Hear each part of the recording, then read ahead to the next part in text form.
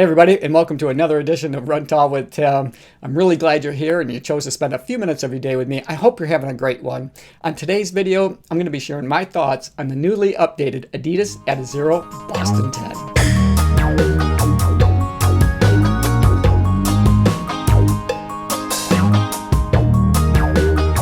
If you're new to the channel, I post running shoe reviews, comparisons, and shoe battles weekly.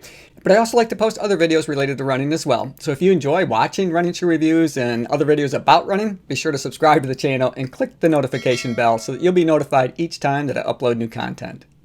Now, Adidas has made a ton of changes to this year's version of the shoe, including installing energy rods up in the forefoot and installing a carbon fiber plate in the heel. But before I get into it too far, I always like to demonstrate what it looks like to run in the shoes that I'm about to review for you. So let's do that. But then when we come back together, I'm going to take a real deep dive into the Adidas Adizero Boston 10 to try to answer the question, is this the right shoe for you?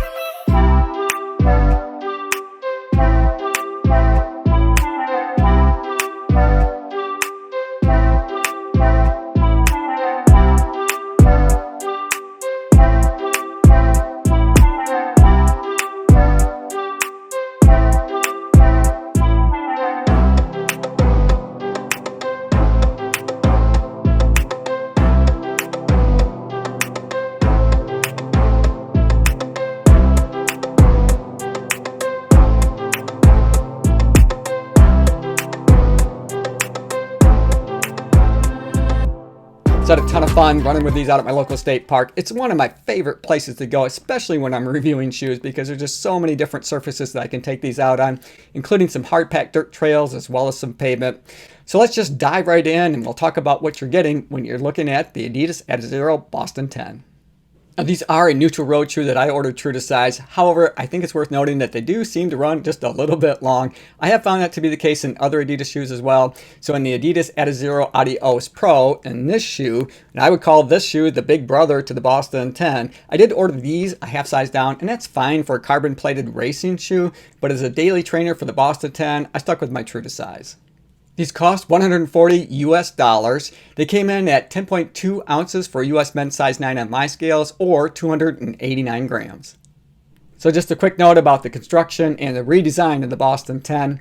For construction, they used what they call prime green, which is a recycled material. It's high performance, and 50% of the upper was made with recycled material. For the purpose of the shoe, now Adidas states that they built this to give us a race day feel and an everyday trainer. That way we have a shoe that will mimic what it's going to feel like when we lace up our carbon plated racing shoes on race day, but we don't have to worry about the durability because they built that into the Boston 10. Right off the bat, I'm going to say, I love the look of this shoe. You know, it has a real retro feel to it, but it's that classic Adidas. And you can see that right around the toe box, you know, as part of their design element here, they have kind of this felt material. Now that's really soft to the touch. And then they've got a mesh material that's highly breathable. And now there's really two layers to this upper. They have this outside layer that is this plasticky feel to it. And then they've got the cloth that sets up against your foot, so it gives you a nice comfortable feeling that way. And they continue that all the way around through to the heel counter here. And of course, then it stiffens up back here. But I found it to be really comfortable, really breathable. I think they did a good job with the upper. I like the way that it fits and feels. It was easy for me to get locked in and secure across the midfoot. I do find that, as I mentioned right off the bat, that it is a little bit long, or it does feel a little longer than most of the men's size 9 shoes that I order. But the feeling across the midfoot was snug and secure. I didn't have any issues with that all the way back to the heel cup of the shoe. Now the eyelet chain, it's a real classic design, and you can see right at the start that they did include that felt material that they have around the toe box. They continued that look and feel around the first two eyelets. I think that's primarily for aesthetic reasons. You know, they already have plenty of material on the outside cage as well as on the inside as well to give it lots of durability, so you don't have to worry about laces pulling through or anything along those lines. And they did include that extra eyelet in case you want to run with the runner's knot. Overall, I think they did a good job with the eyelet chain. No big wow factor here, but it certainly does the job that it was intended to do. The tongue is made of a lightweight mesh material, and you can see, you know, it's pretty thin. They do have a little bit of padding there at the top. It also features the loop in case you want to run your laces through there to help hold it in place, although I don't think that that's necessary. And they do have this contour piece there at the top, or this notch that lays flat up against my foot. And then we can see that on the medial side of the shoe, it does feature a fully gusset. So this tongue's not going anywhere. You're not going to have to worry about it migrating around. But then on the lateral side of the shoe, they have a semi-gusset there. So overall, I think they did a good job with the tongue design. They did include plenty of padding around the heel collar as well as the tab of the shoe. And you can see that it rests up there at the top. You know, it goes down to about the middle part of the heel counter here. And now these do not feature an Achilles heel flare, as you can see, but they do have this notch for your Achilles to rest in, and I found that to be really comfortable. One of the things that kind of makes me scratch my head, though, is that they did include padding on the outside of the upper. Now, that doesn't add anything to my comfort of my ride, so I'm not really sure, other than looks, why they included that. In my opinion, they could have left that part off. These do have plenty of structure in the heel, so as I give it the pinch test, I can feel that there's plenty of resistance there. Also, it's kind of hard to see, I think, in this footage, but where it says Adizero Boston 10, now this is a plastic overlay. They have one on each side of the shoe, and you can see it's in somewhat of a triangle type of a shape there. And if I hold it up to my mic and kind of tap on it here a little bit, you can hear just how solid that is. Now that does a nice job in creating some stability for your heel and giving you a nice well-defined heel pocket for your heel to sit in. Adidas did include a removable insole, and I always appreciate that. You know, it's nice to have options, so in case you want to replace it, maybe give you a more customized fit, or in this case, maybe a little bit more cushion. And for those that might be considering purchasing these shoes, we're going to talk more about why that might be important here in just a minute. Now the midsole features a tall stack height. It has 39 millimeters in the heel and 31 millimeters in the forefoot. It also features two different types of foam. They have their Light Strike Pro foam as their top layer, and then the bottom layer, the more white colored, is their Light Strike foam. The Light Strike foam is a much more dense foam, and I'm going to use my fingers to try to compress it here a little bit, and you can see that it compresses pretty hard. It's pretty dense foam, but that Light Strike Pro foam is more soft and more responsive to running, so it does give you a little bit of cushion there. They also have a carbon fiber plate that sits in the heel, and when I talked a minute ago about maybe wanting to replace the insoles with something that might be a little bit more cushioned like an Ortholite, here's why. Because that carbon fiber plate that sits in the heel, and I'm going to try to show this to you. I don't know if you'll be able to see it very well, but you're setting right on top of it. That carbon fiber plate is right on top. Now it doesn't extend all the way back to the heel. There's a little bit of a gap there, but it runs all the way up through the forefoot, and it's really stiff to stand on. So I'm going to use my pen here and just kind of give you an idea. So if I tap this, you can hear just how hard that is. It's carbon fiber plate. So that feels pretty stiff on your heel, but up in the forefoot, they have these energy rods that run between the foam, and we can see that if we flip this over, you can see they have a cutout. We can see those carbon fiber rods that set through there. So it's a bit more cushioned up in the forefoot because you have a little bit more foam between you and where those energy rods are, unlike the heel or the plate in the heel where you're basically standing right on top of it. So looks can be a little deceiving. So let's take a closer look at the Light Strike Pro foam especially, because it appears at first glance that you're sitting on top of all of this Light Strike Pro foam and you're expecting to get a nice soft cushion ride, but that's really not what's happening here. They brought that Pro foam up quite a ways on top of the upper, and that carbon fiber plate that's in the heel, now that sets on top of the Light Strike foam, which is the much more dense foam. So you're going to get a stiffer, less cushioned ride, especially in the heel. The benefit of the Light Strike Pro foam doesn't really come into play till you get up around those energy rods. Now before I move on, I just want to point out one kind of quirky thing with these shoes. And mine make a little bit of a noise. And it took me a while to figure out what that noise was when I was just walking around. Obviously, you're not going to notice it when you're out running because you have a lot of other ambient noises outside.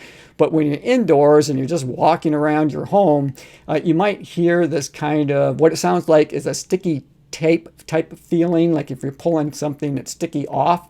So I'm gonna use my mic again. So I've used it a couple times already in this review, just to see if I can demonstrate what I hear when I put these on and just walk around my house.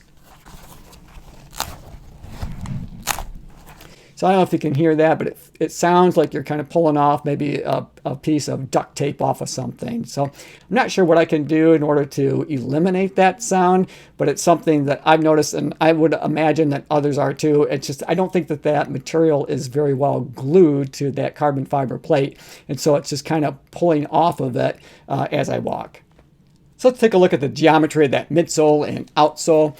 And we can see here that it features pretty much a classic running shoe design. There's no big aggressive rocker here. In fact, it's pretty flat there in the midsection back to the heel. Now the heel does have a rounded heel with a slight heel bevel that's on the lateral side of the shoe. And that's to help you move a little more naturally through your gait cycle, because many runners do come down on that lateral side as they move through their gait to toe off. Now these are also pretty stiff up in the forefoot, so if I take and try to flex that forefoot on these shoes, you can see that, you know, it's not flexing very easily. So overall, I would say that these are just moderately cushioned with a little less flex than maybe I would like up in the forefoot. So it's not quite as natural a feeling as I move through my gait cycle as maybe I would like it to be. I think this shoe felt best at faster paces. When you slow down and we're maybe just kind of trucking along, they got a little bit clunky, or they felt that way to me. And I think a lot of that has to do with just the way that they constructed that heel and how that carbon fiber plate sits on top of that more dense light strike foam. You just didn't feel like it was as smooth or natural as I would like it to be at a slower pace. But if you're looking for a shoe that you can take out for your daily workout where you're gonna know you want to go fast, then I certainly think that the Boston 10 would do a good job for that. Looking at the mid and outsole design here, as I flip these over, the first thing we're going to notice is it has what I would say a moderately wide landing platform up in the forefoot. It does get a bit more narrow there in the midsection of the shoe, and it stays pretty narrow there in the heel of the shoe as well. And then they used Continental rubber in order to protect their light strike foam that you have underfoot there. They have plenty of it. You can see they really just have a ton of Continental rubber there in the forefoot and then all the way around in the heel to give you a lot of protection in areas where you're likely to see wear first. Not only that, it gives you a good deal of traction and grip when you're out running. And I've always found Continental rubber to do a good job about keeping you, safe and tight to the road as you're out running. Overall, I think Adidas did exactly what they set out to do. They wanted to build a daily trainer that's a companion to their Adios Pro, so they included the same type of tech that's in the midsole. So they have that carbon fiber plate that sits only in the heel, and they have those energy rods that are in the forefoot of the shoe. They also beefed up the upper. It's much more durable, a lot more material there, especially around in that toe box with that felt type material. I think it gives it a real nice retro look. I really enjoy the looks of these shoes. And they also have a lot of structure built into the heel, which they don't have in the Adios Pro. So these shoes were definitely built to last and to go the distance. If you're a fan of the Adidas Adizero Adios Pro, I think the Boston 10 makes a great training companion to that shoe. They do feature a lot of the same tech. They've got those energy rods up in the forefoot and that carbon fiber plate in the heel. They do weigh a little bit more, but just think of how fast you're going to feel on race day if you've been training in a shoe that weighs 10.2 ounces and then you put on the Adios Pro that weighs about 7.9 ounces. You're going to feel like you can fly. Hey, I hope you enjoyed the video. I enjoyed making it for you. As always, run tall, run strong, be kind to one another. Thanks for watching, and we'll see you next time.